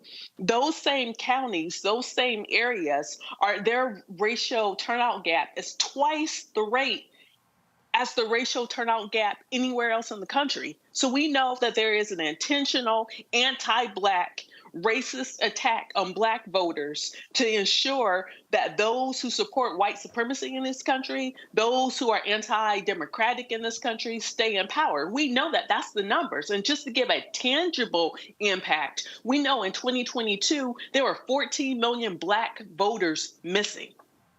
If Shelby didn't happen, if the Arkansas case didn't happen, then we know that there would have been probably another 14 million black voters who would have been likely to turn out to vote in 2022. So we know that this is a systemic, targeted issue. But finally, the final thing I'll say about Wesley, I'm always suspicious about black people who want to be the token black person in a sea of white faces. And that's what Wesley is. At the end of the day, Wesley, you act as if you speak on behalf of Black America, but guess what? You don't. You don't even represent a congressional district that have many African Americans in your congressional district. So you speak for those white folks there, for those folks who don't want black people to be able to vote. That's who you speak for. So own it. Instead of trying to, showboat in Congress as if you are a WWE WrestleMania announcer, just say what it is. You look down on other black people. So I'll always be suspicious of people like you who want to rise above blackness when I think being black is something to celebrate. I noticed, Gavin, that Wesley did not talk about, go to my iPad, he didn't talk about this case.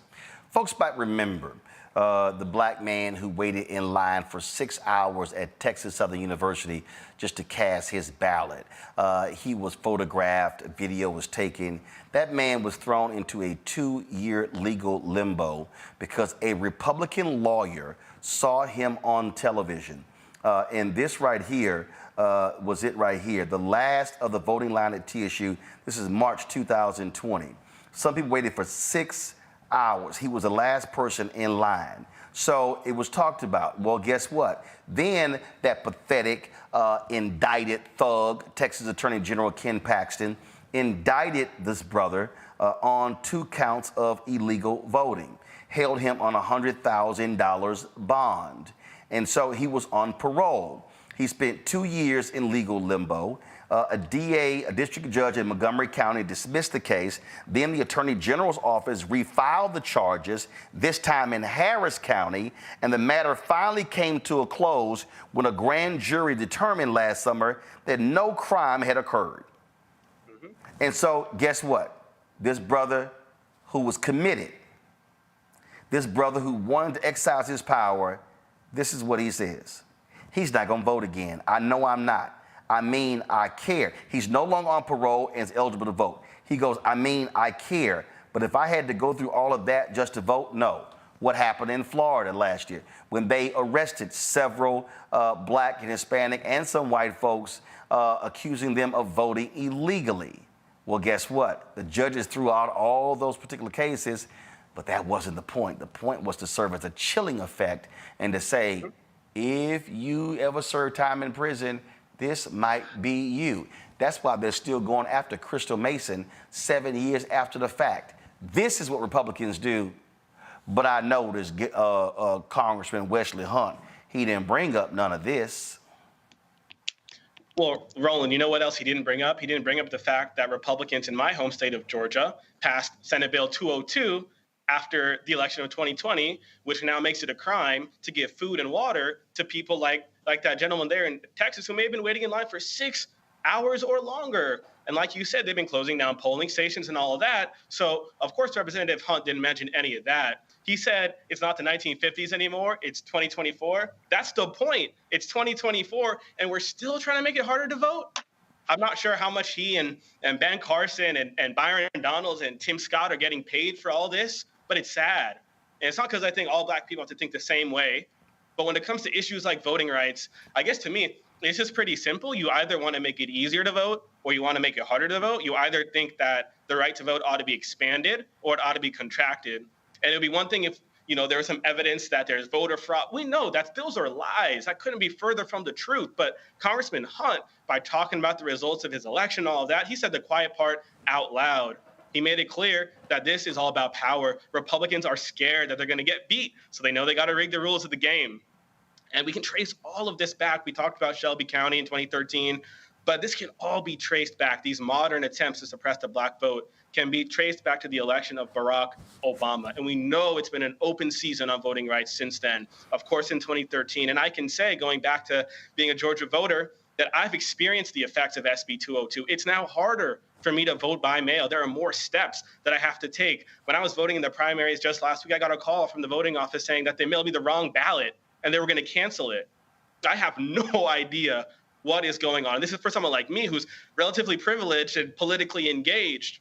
So think about what that means for so many other voters. The last thing I'll say, he tried to make it seem like, oh, we got all these people voting, these rules aren't, these new laws aren't really being a barrier to black voters.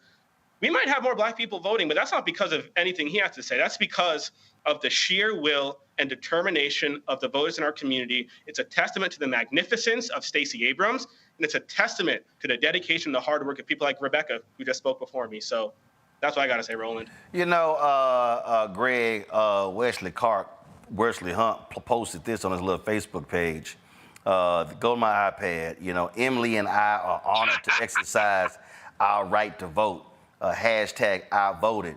Yeah, you and Emily voted, but y'all sure as hell don't mind stopping a lot of black and brown folk and poor white folk and young voters from voting. We know that you have on record where a clerk in Wisconsin in 2020 said she moved an early voting location off of a college campus because too many young white kids were voting Democrat.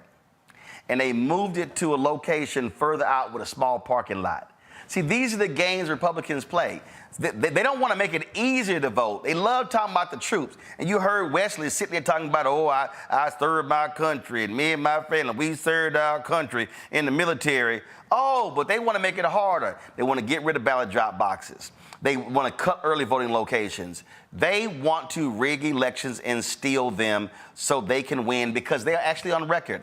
The former Georgia Speaker of the House who died last year said, if we pass all these voting laws, we will never win another election. They know it. They've said it. If you expand the opportunities for Americans to vote, Republicans say we will never win because they don't want to win on policy. They want to win by cheating. Absolutely. And they call that election integrity. Anytime you hear the white nationalists refer to election integrity, what they mean is voter suppression. You know, I appreciate you, Rebecca. You took the high road. I'm not going to take the high road because I have an example in Roland S. Martin, who just showed that man's wife and goaded me into mentioning that. I mean, they got this man out of central casting. There seems to be a batch of these Negroes with the crushed larynxes. Maybe it's their esophagus. I'm not sure. Maybe it's the trachea that allows them to talk like that and say, you know, back in the 40s and 50s. What is this ragged projection? Your whole throat is constricted trying to prove to white people. This is the Negro who, having pulled out his 50th or 60th ID when he's led away in handcuffs, is still trying to convince these people that he's on their side because he just can't believe that somehow all of his loyalty won't be rewarded one day in heaven. I mean, he's already gotten an earlier prize, but yeah, to the point. I mean, and I appreciate again what you said, brother. We just lost this week the great Dory Ladner, a great civil rights warrior and titan out of Hattiesburg, Mississippi. She and her sister Joyce, member of Student Nonviolent Coordinating Committee, a sister who headed up the local office of the Council of Federated Organization. Of course, was there when they had the bombing of 16th Street Baptist Church, the funeral for 3 of the 4 girls who were killed that day in September 1963, and then followed that up by being at the center of Freedom Summer. And Dory Ladner said, I was born to rebel. I was born to fight. We have to understand that these people cannot be reasoned with because it isn't about laying out facts. They know the facts. But as you say, Roland, they just want to win.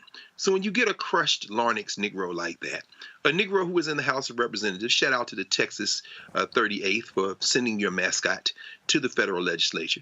When you see him testify as he did before the Judiciary Committee's subcommittee having the hearing on the John Lewis Voting Rights Act, no doubt that little Lynn Graham, who is the ranking member of the Senate on that committee, reached out to the other side and said, mascot, come here, because we got little Timmy over here in South Carolina, but we need you to come in here and talk about going to the polls and pulling out your 6 or 7 IDs. But here's the little memo, son. Let's be very clear. The ID that counts the most in this country is the ID you came out of your black mother's womb with. And no piece of paper, no ability to choke your voice and show up with your wife and say that you all respected none of that's going to save you. One other thing I'll say, as you know, Roland, because they live in the neighborhood with your family, you know, my sister and brother-in-law, my niece and nephew live in Texas, and I got a lot of good friends in Texas. And when they take their teenage children to go get driver's licenses and learner's permits, they have found now that you have to make an appointment, and they take maybe 5 walk-ins a day to get a driver's license. And in Texas, you can wait as long as 3 damn months. To anybody got a teenage child in Texas, go ahead, Roland, because you know about. Oh, no. I just had to. My driver's license expired before my birthday, and I literally had no idea. So I called. I told my parents I was flying in, and they said, "Hey, why don't you go to the driver's license location in Midlothian, in south of Dallas, because it's small, not a lot of traffic." All right, so I go in. Now, mind you, I got a driver's license. I'm just getting it renewed. I go in. They go, "Oh, no, we still have the COVID rules in place. You have to make an appointment." I go, "Excuse me? I have to make an appointment?" "Oh, yeah, it's on the website." So I'm like, look, I'm only in town. I literally only flew in town to get it renewed. So, or it may have been around voting as well. I may have voted, and then I said, well, I'm here. So then I'm like, what the hell? So now all of a sudden, I call State Senator Royce West's office saying, hey, who do you know one of these offices where I can just go ahead and get it renewed? I then go to another location in Dallas County.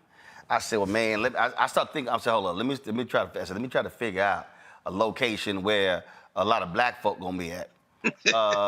And so I go in, and parking lots jam-packed, and the woman at the front, the Latina woman, she's like, no, you gotta get an appointment. And so it's telling me how long it's gonna take, and I'm like, are you serious? I'm going back out of town tomorrow. And so the brother who's behind the desk, the brother was like, everything good? And I was sitting, I was like, here's what's going on. He was like, come on. And so she was, and then she's like, and then she get attitude. Wow. She then goes, oh, I guess it's good to be special. Yes, it is.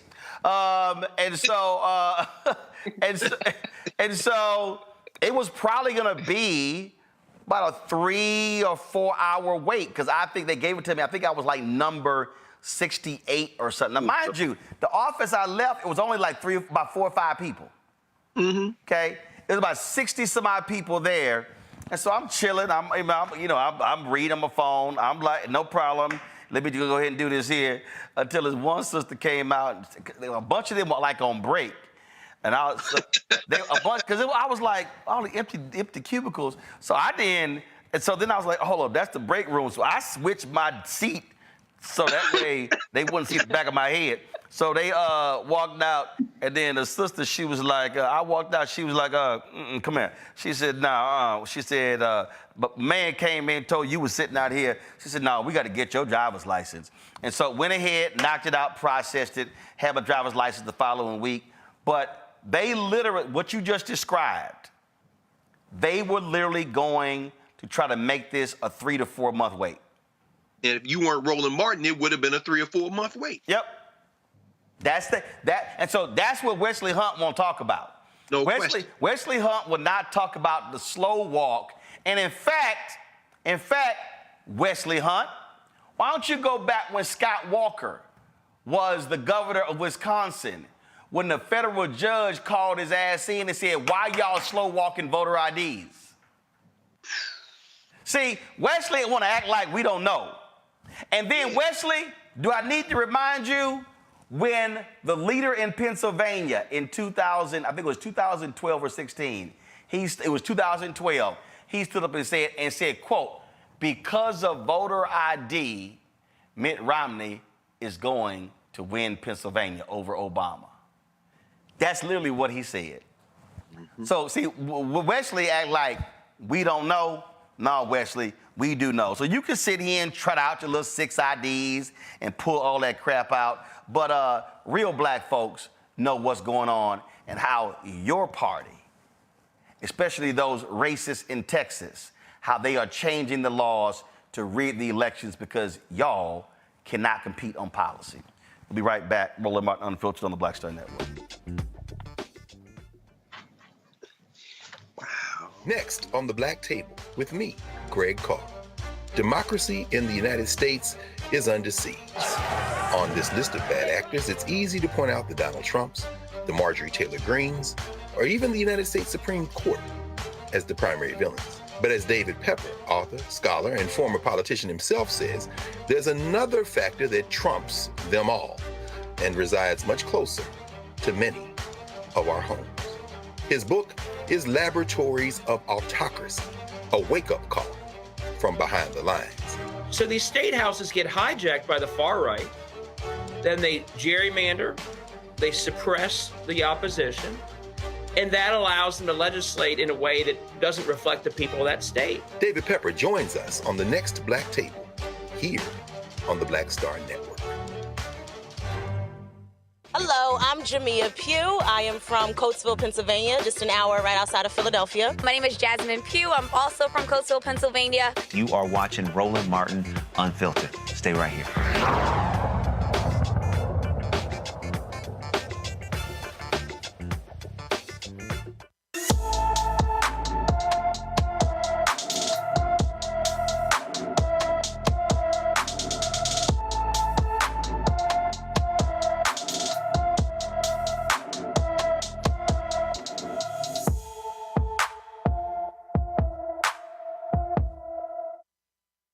Folks, Ethan Dunn has been missing from De Pere, Wisconsin since February 18th.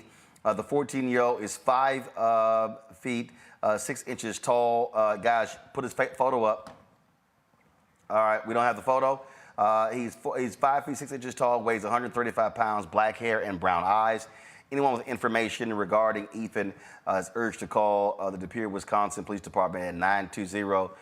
This is his photo right here, 920-339-4078, 920-339-4078. The Tennessee Senate has passed a bill blocking local governments from passing police reform on traffic stop policies. Now it's headed to Governor Bill Lee's desk to be signed into law. The bill passed on a floor vote in the House on March 7th over the objections of the parents of Tyre Nichols. The bill passed in the Senate 25-6 along party lines, with all Memphis and Nashville Democrats voting against it. The bill, if signed into law, would directly nullify an ordinance passed by the Memphis City Council in the wake of the tragic murder of Nichols by former officers of the Memphis Police Department. That ordinance prevents police from conducting low-level traffic stops, often called pretextual traffic stops. This is what we call, Kevin, Republicans not giving a damn about local power if they are not in control. So the so-called people who hate big government, they are liars and hypocrites, and they would rather protect abusive cops than protect citizens. Oh, 100%. And first and foremost, I think it's worth saying that Tyre Nichols should be alive today. His family should have more than just his memory still with them today. But you're right. Of course, it's all hypocrisy when they say local control. They want Republican control. They want white control. After the death of Tyre Nichols, the city of Memphis enacted a series of reforms, good reforms aimed at reducing the potential for deadly traffic stops. I don't know the specifics of the effects of the reforms, but what I know is that they would put a check on officers, black, white, and otherwise, who might be inclined to pull over black drivers for simply driving while black. And like you said, extremists in the state legislatures, like in Tennessee and states across the country, they don't like that. And so what we see here reminds us that these threats to our democracy go far beyond Donald Trump. We like to sometimes think that, as long as we beat Donald Trump in November, then, we don't have to worry about, threats to our democracy persisting. But those threats are alive right now. They'll be alive after November, even if Joe Biden wins the election. It's because all throughout the country, we have these extremist Republicans like the ones in Tennessee who built up these supermajorities, allowing them to attack, local control in this case, voting rights, reproductive freedom, books, and the teaching of our nation's full history. And like I've been saying, we said it earlier tonight, we said it last week when I was on the show talking about Tennessee again. We need to see clearly what's going on and what we need to do to stop it, which is to vote. Greg, that's your home state. Yeah, it is. And these white boys ain't never going to stop, man. I mean, John Gillespie, that punk, Representative John Gillespie, and another punk, Senator Brent Taylor, both them white boys is from the suburbs of Memphis, Shelby County. They're the ones who brought this bill to the floor. And Tyre Nichols' parents are there. Let's be very clear about that. That's why I brought up Dory Ladner. Dory Ladner was a humanitarian. She said, we're all human beings. We all need to live in this country together, live in this world together. But she also said, I have to be unwavering, and we have to fight evil wherever we see it in order for all of us to live together. I'm going to take a step back from Mama Dory. I love Mama Dory. She has a great loss. These people are our open enemies. They're the enemies of our common humanity. You got this man's parents in the gallery, and you two punks, and all your punk friends in the Tennessee legislature was like, damn that. We want the police loose. This is what's going to happen. And when I'm not giving a vision of what might happen, like you teach the history lessons day after day on the network, Roland, we know what's going to happen. You're going to run up on the right one. You're going to run up on the exact right one. It's going to happen in November in this country in the elections. The punk who is now the head of the Republican National Committee, who was the chair of the North Carolina Republican Party, the one that Donald Trump praised because he was the one training all them poll watchers to go and look over people's shoulders in line. Y'all going to look up over the right shoulder this November. You're going to push people until they have no option. You think somehow by passing this legislation that lets the police loose and takes local control away, the people just going to go away? Oh, well, damn, I guess we can't do it, so I guess we'll just lose. As you heard Gavin say, voting is something now that becomes an act of defiance, a weapon of conflict. And so that's why we have to embrace it. But guess what? If you show up with your funky MAGA hat on and a camera poking it in people's face, talking about you're going to watch them and say, hey, where'd you get that water? Or something like that, you might fuck around and find out. You might fuck around and find out. And then you'll wish that you had just let people vote or let people not be brutalized by the police. But you can't keep passing these kind of laws and expect people ultimately to just go away. All you are doing is shortening the leash. You're shortening the time before people say, since we can't do it this way, we're going to do it another way. And the John Gillespies of the world are going to find out at that point. The Brent Taylors of the world are going to find out at that point that they had a chance to do the right thing. But now, as brother said in the Wire, as Marlo said, you think it's one way, but it's the other way. And y'all gonna fuck around and find out. Rebecca? You know what? There's about 39 million Black Americans in this country. We are the most targeted ethnic group in the world when it comes to police brutality, when it comes to state brutality against us. Like what Dr. Carr said, even what Gavin said, they simply want to erase us. They don't want us to be here. They would rather die themselves. They would rather stay poor themselves. They would rather have bad education outcomes and health outcomes, housing outcomes, have a crumbling infrastructure in this country than dare do something that actually also benefits Black Americans in this country. And even what Dr. Carr said, people with that type of pathology, there's nothing we could say or do to convince them otherwise. But what we can do, we got to show up in November. We got to be able to vote them out. We know that even with all of with everything that's against us, with the voter suppression in this country, if we still can manage to squeak out and vote as maximum as we can, we know that we will overcome them at the ballot box. But then once we overcome them at the ballot box, we have to really hold the new elected officials' feet accountable. We have to make sure at the state level as well as the federal level that they get rid of qualified immunity. Qualified immunity is what prevents us from actually going after people's pensions. Because if you go after a pension fund, then guess what? You're going to start to clean up law enforcement in this country, because this country runs on dollars and cents. And if we're actually able to make it hurt in the personal pocketbooks of these perpetrators, then we'll start to see a decrease in the attacks by law enforcement against Black folks in this country. Folks, a Mississippi police officer is accused of forcing a person who was being booked in jail to lick urine off the floor of a holding cell. Former patrolman for the Pearl Police Department, Michael Christian Green, this is his photo right here, is facing one federal count of deprivation of rights under color of law, according to a criminal information filed earlier this month. The document alleges that the man Green arrested knocked on the door of a holding cell and said he needed to urinate. After a while, the man urinated in a corner. Green allegedly threatened to beat him with a phone and commanded him to, quote, lick it up. Green stood in a doorway while the man, who gagged and later vomited in a trash can, did so, the document says. Green even recorded it on his cell phone.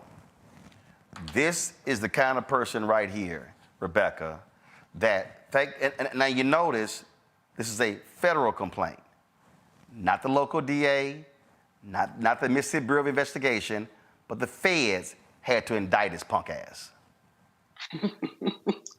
I expect a dumbass like him to do dumbass things. He looks like a dumbass. He acts like a dumbass. And he did something as a dumbass. The bottom line is, when I hear from people in the law enforcement community who talks about, oh, we're a professional, we're professionals, then act professional, do something. Don't allow for this to happen. Because guess what? This is probably not the first time that officer has done something like this. It should not have to take the Justice Department to prevent and stop things from happening like this. So for all those who see something, you tell us, see something, say something, then you see something, say something, and do something to stop this. If you don't want the federal legislation, that will have to happen.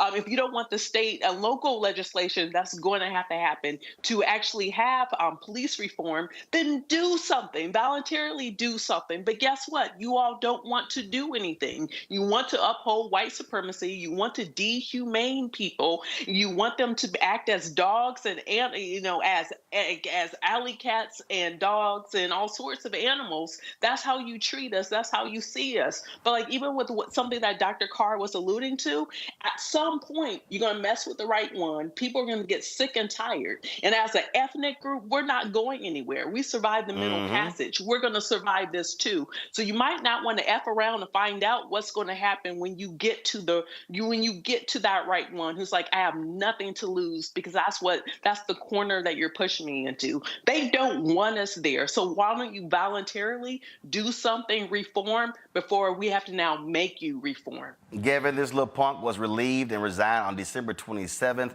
The criminal information charge was unsealed March 4th. He pled guilty today. Gavin, you're on mute. You're on mute. I'm sorry, Roland. Go ahead. This should go without saying, but it's disgusting. It's inhumane. All people deserve respect and dignity, including and perhaps especially those who are going through our criminal justice system. I want to make 2 points. One, we got to talk about what's happening in our jails. Look, I don't know the race of the jailed individual who was the victim of this crime, but what I do know is that in Mississippi, Black people are only 39% of the state population, but 57% of the people in jail and 62% of the people in prison. And we know it's not because Black people commit crimes at a higher rates. President Biden announced earlier in his term that he was phasing out federal contracts with private prisons, and that's awesome. It's also one of the few things he can do in his position as president. But we need to remember that in many cases, it's in state jails and prisons where misconduct on the part of guards is running rampant, including when it comes to sexual violence. And when it comes to jail, these are people who haven't had their day in court yet. They're waiting for that. So many times these victims are completely innocent. But even if they're guilty, no one should have to experience what some people in these situations have experienced. And I'm from Atlanta. This has been happening. What's happening in the Fulton County Jail is unspeakable. They've stopped accepting new inmates. I'm so sorry, Roland. I have to leave this space in one moment. I got you. There's a man being held there who was found dead, completely covered in bed bugs in his mouth, all over his body, and it's unacceptable. And the second thing is that elections have consequences in so many ways. Like you pointed out, the charges here being brought against the officer, they're federal offenses. That means they're brought by the Attorney General. And had this happened in the Trump administration, I would not be surprised if these charges wouldn't have been brought. The judge who oversees this case will be a federal judge. We know Trump did his best to stack the judiciary with young right-wing judges, but President Biden has been nominating and confirming judges at a rapid rate, including Black and brown judges. And of course, at the state and local level, we got to pay attention to these officials who are voting or not voting for, who have so much power. And the last thing I'll say, this happened in the same county in Mississippi where those cops who call themselves the Goon Squad pulled up and beat up on 2 Black men for apparently pure amusement. So there are clearly a lot of bad apples in that bunch. The perpetrator here has to be held, accountable to the full extent of the law, and we can't let something like this ever happen again. All right, Gavin, we appreciate it. Thanks a lot. Y'all, this is Michael Christian Green walking out of court yesterday. Faces up to a year in jail, $10,000 fine, 26 years old. The man who he made do that was Latino. Greg, I get stopped by a lot of brothers who come out of prison who said, we watch you in the prison and jail cells. Y'all get a good look, and you put him to work licking urine when he got to go to that federal prison. Yes, sir. Yes, sir. That's the power of the Black Star Network right there, baby. Yes, sir.